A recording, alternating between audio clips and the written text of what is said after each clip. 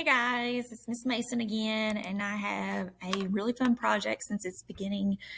I say beginning, but we're in the mid-October while I'm filming this, and I thought this is the best time to start celebrating Day of the Dead, Dia los Muertos, as it is called in the Mexican community.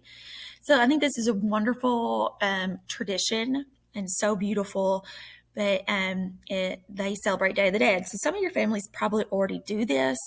Some of y'all probably never heard it before, but a lot of you have probably seen the movie Coco or Book of Life and never really fully understood what was going on. So we're going to celebrate Day of the Dead. And our mission is to, in honor of celebrating Day of the Dead, we're going to paint a sugar skull inspired rock. So here's a lot of examples.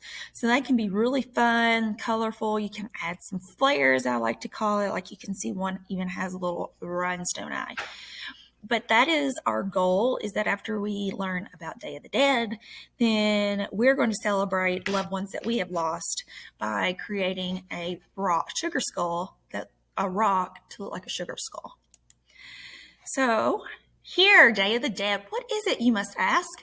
Dia de Muertos is a Mexican holiday celebrated throughout Mexico, in particular the central and south regions, by people of Mexican heritage everywhere else. I've had a lot of students in the past that celebrate this with their families. It's huge. It's such a wonderful, wonderful little holiday that is celebrated.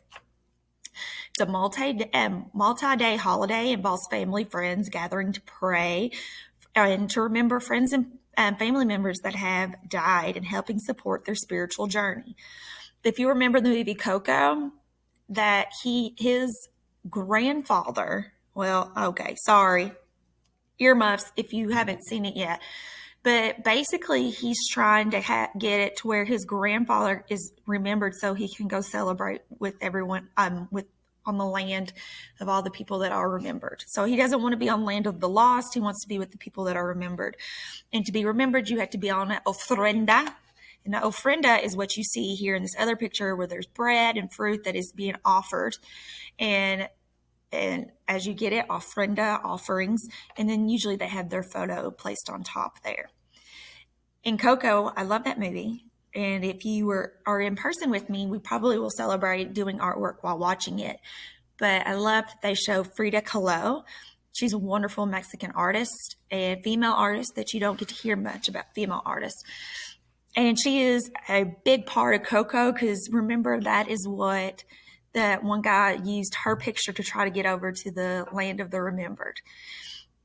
So in Mexican culture, death is viewed as a natural part of the human cycle. It is not viewed as a day of sadness, but a day of celebration, because their loved ones awaken and celebrate with them. So sugar skulls. So you're like, what in the world does a sugar skull and Day of the Dead have to do together? Where sugar skulls represent a departed soul and is placed on the ofrenda, on the altar, or gravestone, to honor the return of a particular spirit. Sugar skulls art reflects the folk art style of big, happy smiles, colorful icings, sparkly tin, and glittery ornaments. Now, here's the thing. Sugar skulls, called sugar skulls for a reason, is because they're made traditionally out of sugar, big clumps of sugar. And usually there's molds that you have to buy and melt down and put kind of like how you all create your slime and stuff, is how these sugar skulls are created. But I wanted you all to have something that's not going to just, fall apart pretty soon, because with a sugar skull, those usually disintegrate pretty soon. So instead of that, we're going to paint rocks. So again, I wanted to reiterate that an ofrenda is an altar. It's a home altar with a collection of objects placed upon it. It's a ritual display during the traditional holiday. So during the 31st of October and then November 1st, these ofrendas are set out in honor of the deceased loved ones. So this is a quarantine-esque project. So here's your materials. You need a rock or rocks. You may want to remember more than one deceased loved one. So go out, hunt for some. You can have small ones, little ones, whichever. Acrylic paint's the best because I find that a lot of people want to put their rocks outside. And if you use acrylic paint, it's pretty much permanent paint, and it actually it's basically liquid plastic. So it will stay on your rock. If you do like a washable Crayola paint, it will do that. It will wash off in the rain and all that, and you don't want that. Now, if you want to add some glitter or glitz to it, you are more than welcome to. Just keep in mind that if you put it outside, it's not, but I pretty much can't guarantee it's going to stay on there.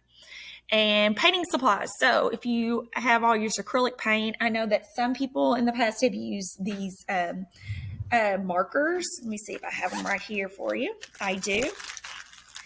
Use paint markers or Sharpies. That's perfect. You can use that for your rock as well. But if you want to use acrylic paint, that works fine. It's whatever you got on hand. So here, I love this little diagram. If I can get there we go, get my face out of it. But it just gives you a 1, 2, 3, 4, 5-step process. So you're going to gather your supplies, go get you a rock. Start by priming your rock. And by priming your rock, that means to do it white. I have found that there's been successful ones when they're painted all black or maybe all purple or all pink. But if you get one solid base coat and prime it, that really helps you get an eye on how you want to do your design. So there, you first step, you want to prime it. The second thing you want to do is you want to get the basics of the skull down. So don't rush to go do your extra layer just yet. Do your basics, your eye, your nose. Think of your nose as an upside down heart. Very helpful little tip there. And your teeth. Your teeth can be just a simple grid if you'd like, but you just want some teeth, okay? And then using color, paint your rock with designs and patterns. Use a pencil tip. I find that if you take, a pencil or a toothpick, if you have it available, and dip it in some paint, that also helps you get some really, really fine details. As you can see, that's on this one around the eyes. You can achieve that. So if you're like, how do you do the basics of a skull? I know I'm going to have some people freaking out. Well, here you go. Here's a skull, just so you can look at it. And then here are some step-by-steps of how you can achieve a skull. A lot of people think of like 2 circles, like a larger oval with a smaller oval, round eyes, upside down heart for a nose, and then you have your grid for your mouth. You don't have to make them super accurate. You can be as fancy or as simplistic as you would like, but get your outline and if you go simplistic, really make sure that you jazz it up with some of the flair. Think about your loved one. Like, I'm going to do one for my granny, and her favorite color is pink, and she loves flowers. So I'm sure I'm gonna go put pink flowers in hers. And what else? Oh, this is fun. She always liked those cheese puffs, those cheese balls. So maybe I'll make those as the eyes, and then pink petals. So if it helps you, jot down some adjectives, some describing words of that person that you want to remember. And that is always helpful to look at and refer to during this process. So here's decoration. I hope this pops up. Okay, well, decoration. You can add rhinestones. I love a little glitz. You can add glitter. I've seen some really cool ones like that. There might be other things that you think are really neat. And so it's your own. You don't have to. This is optional. So whatever you would like. And here is some more sugar skulls you can look at. Look at all those fine dots on that one. Some pretty cool ones, right? Don't be intimidated by it. Those are pretty awesome. I really encourage you to celebrate Day of the Dead. Celebrate loved ones that you have lost. It's your one day to party with them, as you can say. Here's my email. Here's my Insta, my Facebook, my Twitter, and my TikTok. Upload them. Show me. And let's celebrate all your loved ones that we have lost. Again, have a great day full of art and be creative. Bye.